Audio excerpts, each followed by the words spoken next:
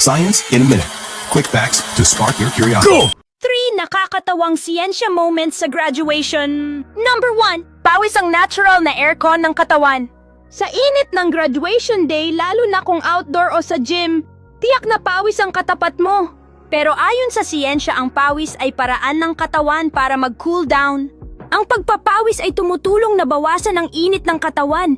Kaya kahit pawis na pawis ka, isipin mo na lang na may natural cooling system ka.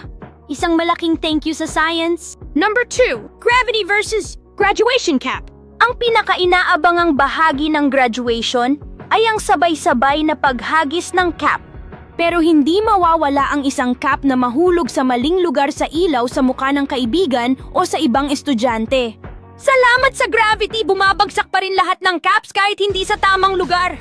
Number 3, butterflies in the stomach, Mas Mukhang Zoo.